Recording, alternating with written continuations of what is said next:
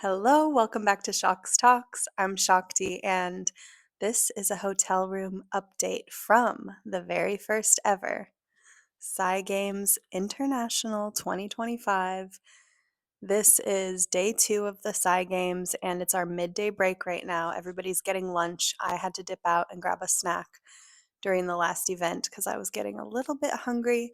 So I was able to catch the tail end of the morning session. I was there for the whole beginning of it, and I just wanted to give you guys a quick update about what's going on here this weekend because it's pretty exciting, it's pretty interesting, and I'm meeting some cool people, and there's more to come. And I'm going to do my deep dives later on, or at least give another more official update. But I figured why not just do it while it's all happening because it's kind of momentous. So let's start with day 1. Yesterday was Friday, the first day, and that was a day full of lectures. So I'm going to refer to my program guide here so I can recall everything that I went to. But what I really want to get into is what happened today during the games. So stay with me so you can hear that update. So day 1 was a big like wall of lectures. So you just like Contact in the Desert, you have your different things to go to on each hour and different rooms, but it's a lot smaller. This is the first year they've done this, so it's not as huge of a conference as Contact in the Desert. But it started with Hakeem Isler giving opening remarks, which was really inspiring and exciting. And then John B. Alexander was the first talk that I listened to. And I want to go to his. So he is a paranormal research pioneer and retired U.S. Army colonel, known for his work with UFOs and consciousness studies. Interestingly, I did not know about him. So when I saw him talking and giving his presentation, I realized that he had tons of connections to all the people that I have been following. So I'm not surprised that he was here, but he was new to me, and his whole talk was mostly just about like how kind of what Shocks Talks is all about. It's like we're all dealing with like phenomena of all kinds, and that leads us to needing to understand consciousness and the nature of reality better. So pretty cool stuff. And then I went to a talk by Amy Westmoreland, who is the manifesting coach that I've talked about just a little bit, I think on this channel, but a little bit on TikTok maybe too. And she did a really nice class where she went over her 4-step method for manifesting. And again, I will dig into that more on a deep dive where I go into the details of these lectures. But today I just want to give you a quick overview. And so after that, I went and checked out Nicola Farmer. And she is a British woman who is an intuitive and a channeler or a medium. And also, I believe she trains kids in psi abilities. I think she might even be related to some of the mind sight techniques, but I'll have to dig into that more. Her bio says spiritual mentor and founder of ICU Academy, teaching children to develop psychic and spiritual abilities. And I went and checked out Diane Hennessy again, or Diane Hennessy Powell, as you may know her. When I saw her lecture at Contact in the Desert, she made a note that she is divorced now and no longer wants to carry the name Powell, but it seems like people are having a hard time dropping it, so it keeps showing up everywhere. And I just want to encourage us all to refer to her as her name that she wants to be called, which is Diane Hennessy. At least last I heard, that's what she wanted. So, anyway, her lecture, Autism and Accessing the Akashic Records, was something that I saw at the last Contact in the Desert. So I just went to the end of it here because she had a longer time slot for this conference, and the time before she kind of got cut off. So I was like, perfect, I'll just catch what I missed last time. And she's great. I do really love listening to her speak. She's really smart. She's done a ton of research, and she has all kinds of interesting, specific examples from her field, um, working with savants and autistic people, and analyzing things like how differences in people's brains affect differences in their cognitive abilities, their psi abilities, and sometimes even how it doesn't make sense. So, for example, like, why would someone with a huge amount of fluid in their brain and like a big missing piece of their brain be able to do these anomalous things? And someone with a quote unquote perfect mind can't even remember where they left their keys. And, I was sitting right behind Tom Campbell in the audience when this was all happening. And I was thinking, Tom could explain this very easily, you know? So basically, it is just all functions of consciousness and they go beyond the physical. So they don't necessarily need to correlate to anything in the physical. But I think within our rule set and our physical matter reality, our scientists are very interested in trying to identify the correlations and understand how things work from a physical matter perspective. And, you know, they will find that. They will find that out, but it does feel like a clunkier process and a little bit of like, we can just skip right ahead and understand that consciousness goes beyond the body and then, we're good to go. But if we need to break it all down and understand it from the physical perspective, why not? Let the scientists do that. But it is interesting every time I see examples of that going on where I'm just like, well, we don't really need to explain that necessarily, but I guess we want to. That's humankind for you. So I went to Chris Ramsey's lecture in the evening, and it was called Real Miracles. And, y'all might know because I've been talking about him a couple times here, but Chris Ramsey, he is a really fun, entertaining person to follow. He has been deep diving on the UFO topic in a really interesting way, where he finds these books and documents and papers and articles and um, does read alongs on his YouTube channel. And he has a cool set that he calls the skiff, and it kind of looks like equipment from Los Alamos that I've seen in my life. Um, and it just looks like a 1950s, mishmash of different things on the wall, but he has kind of like um, just a really cool setup where he interviews different guests about all of these things: UFO history, secret, weird government stuff that might be going on, remote viewing. He has gone to the Monroe Institute and studied the out of body experience, but his background is as a magician. So his whole career leading up to all this has been as an entertainer.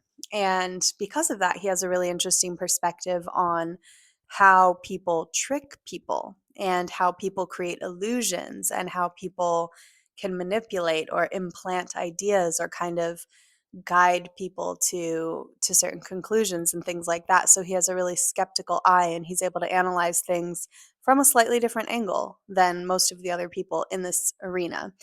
And for that reason, he's here kind of keeping an eye on how the competitions are run, helping Hakeem to set things up in a really fair way. And his talk was all about really interesting miracles that have happened in the realm of magicians performing. So it was basically just like story time, which is so fun. And that's kind of his whole thing right now. And we were all just packed into this tiny, tiny little room. And of course, everybody wanted to go to this one because everybody loves Chris Ramsey.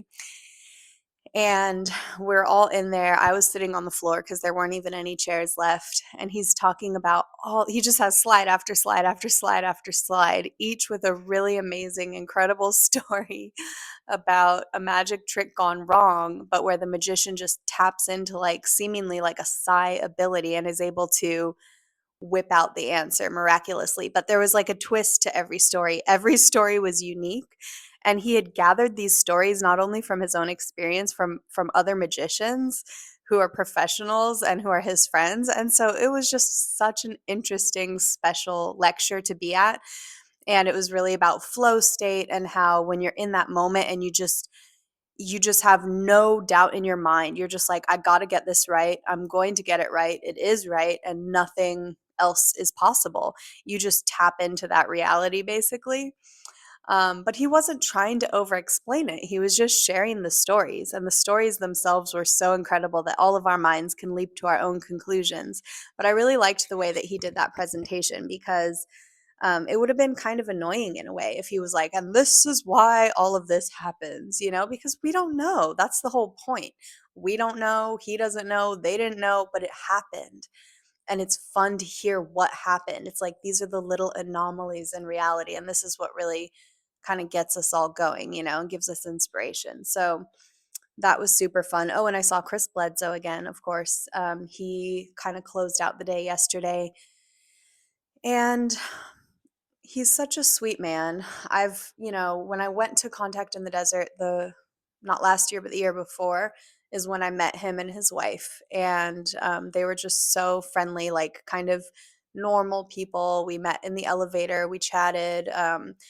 She was like, "Want me to take your picture?" And I was like, "Yes, please." They were just very generous of spirit, very kind, nothing weird, like no big egos or anything like that. And I just really enjoyed that experience. And um, I've read his book. I've done a full breakdown here on the channel of his book, and I'm continually fascinated by his story and the way that he is moving through reality with this story and how he's choosing to interact. I'm going to keep watching that man, but I do feel that, he is just a nice person and he went through something crazy and he is interesting and he's tapped into something. So it's always good to see him. And I will say there was this really cool statue in the corner of the room that they set up at the beginning of the weekend. And it's like a standing phoenix with a light element in it, but it's hooked up to some kind of random number generator. And they told us that, like, if anomalies start to occur in the random number generators, because like the energy can influence that, there's been a lot of studies where people can meditate and focus on a number generator, and it changes the randomness into like a coherence. So you're getting kind of anomalous data from that. And throughout the weekend, I've only seen it happen twice now where it actually lit up. And once was during Chris Bledsoe's talk, and it was going off. Like it was really bright and it was staying on for quite some time. So that was pretty cool because, the energy in the room was really uplifted during that time. And then it was also going off a little bit today during the actual Psi Games. So let me get a sip of my coffee and then I'll tell you about the games.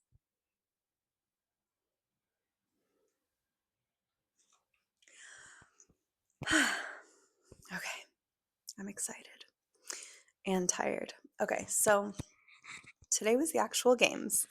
And it started off, I got up early, walked over to the hotel where the conference is, got my morning coffee. Jet was with me, my little dog.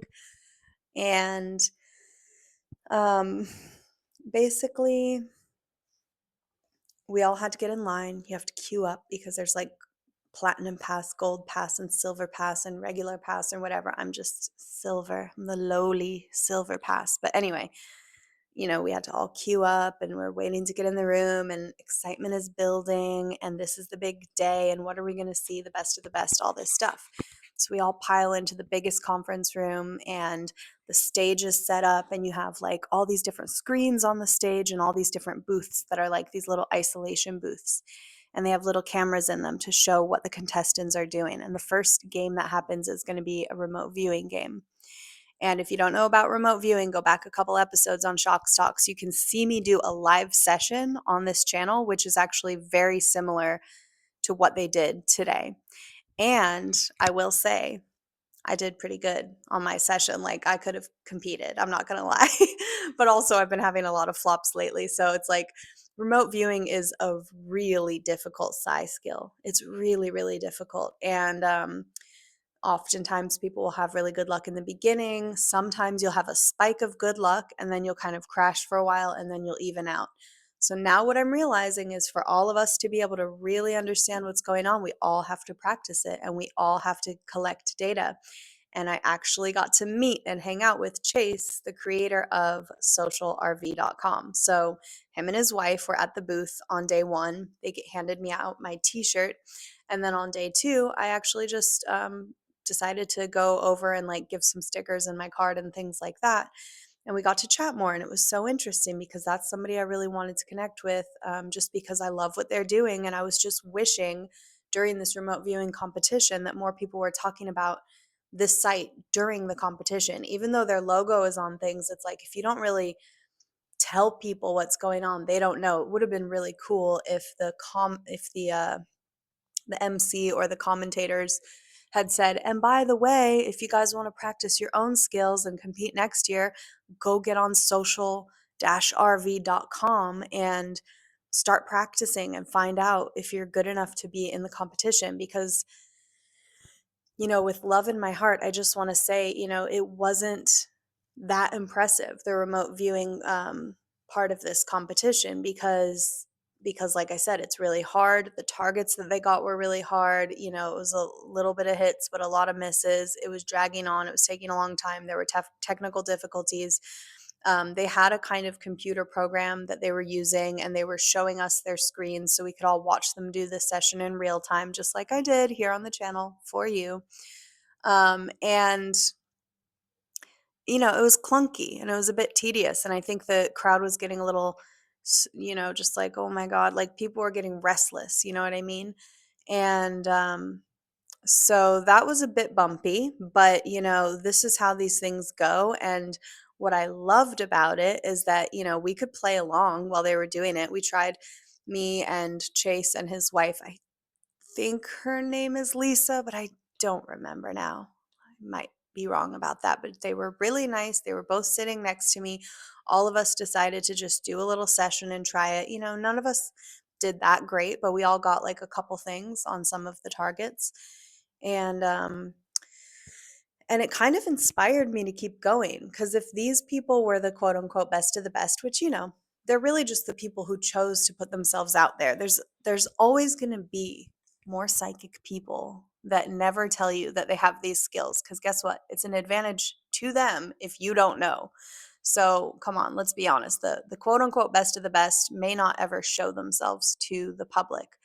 But the people that are coming forward are the people with love in their hearts who want other people to feel inspired. And I did feel inspired. And I felt like, as clunky as this is, we all have to start somewhere.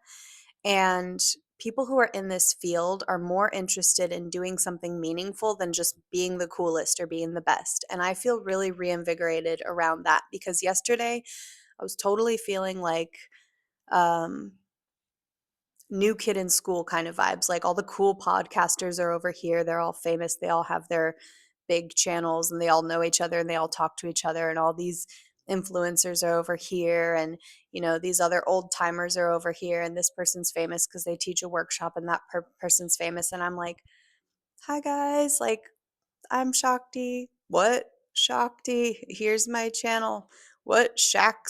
What? Shocks Talks. Shocks is a nickname. It's just like super awkward, and you just feel so dumb. But now I just feel like, you know what? I'm doing something that I love to do and I care about, and I'm doing it the best that I can. And there's no shame in that, and it's okay if nobody sees it. It's okay if 100 people see it. It's okay if 1,000,000 people see it. It's all okay, any of it. And it's just fun. And maybe it is like, I've seen these silly TikTok videos going around about like, if your channel only gets 200 views per every video, you're like an indie artist, and I'm like, yeah, that's what I am. I'm independent and it's cool. So, anyway, you just got to do what you love. And I think that this whole event was a good example of that, because, you got to start somewhere, and it wasn't perfect, but it got really fucking powerful. Ooh, can I say that? It got really, really powerful really fast. So let me tell you what happened. So remote viewing happened. Then there was this game for the mind sight people. So they put on the blindfold and they have a little box full of these little colorful rings, like almost like those little baby toys, but they're only about this big. And they have to put them on a peg. And there's 6 pegs, and there's like 4 rings that can go on each peg. And so it's like red peg, you want to get all the red rings on that one. Green peg, you want to get all the green ones on that one. But they're blindfolded. So they're digging around. All the things feel the same. So they can't cheat, they can't see. But what they're supposed to be doing is seeing without eyes, which is this special Psi skill. And so they start digging around in their boxes, and we're all watching them in real time, and it's looking real bad at first, it's like almost just looks like random chance, and people are putting on their rings and they're getting like one or two right, and it's not good.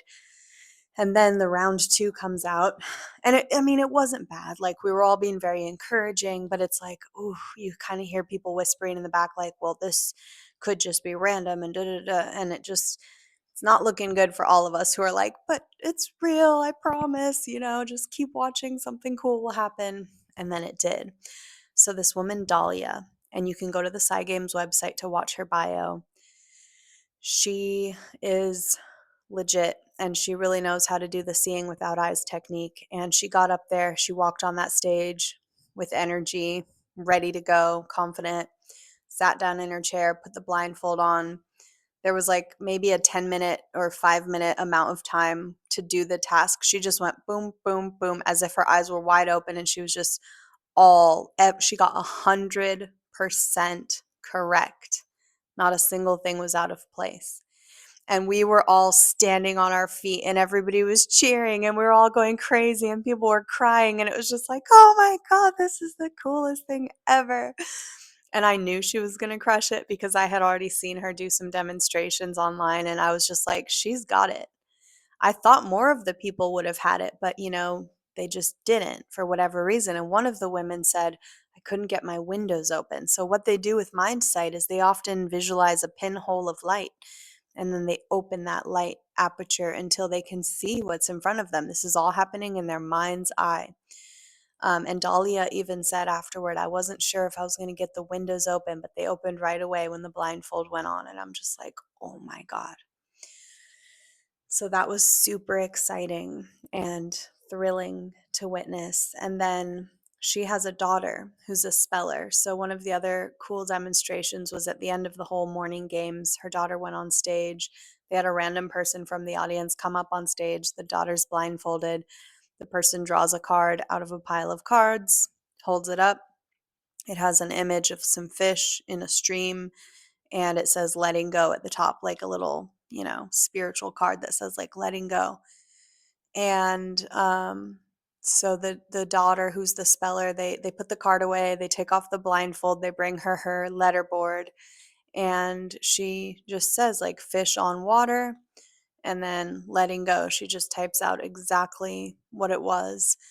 And so we got to see that live demonstration of the telepathy along the lines of the telepathy tapes. And it was just really cool to see that. And they're going to do some more of that this afternoon. The events later today are dowsing and psychokinesis. So I'm going to have to wrap this up and head back over there if I want to catch these.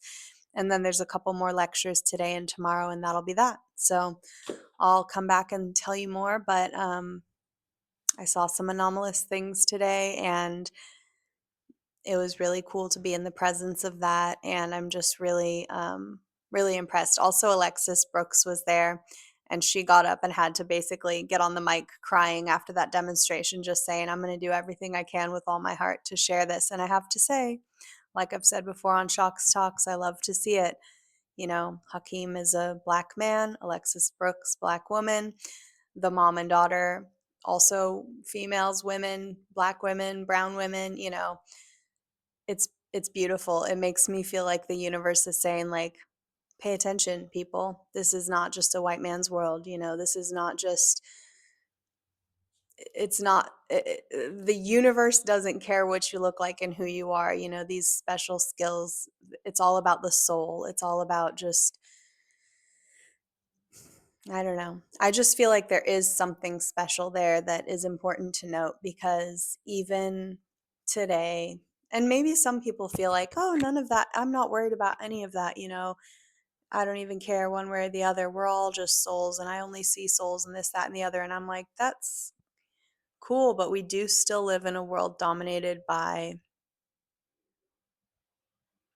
cultures of oppression, and it's not to say that everyone that falls within a certain category is a part of that, but the systems are still at play and we still have work to do. And so when the universe gives us these beautiful examples of really special, powerful, incredibly loving people who are rising above all of that to show us the best of humanity, I think that's important. And I think it's something we need to pay attention to and celebrate and just honor.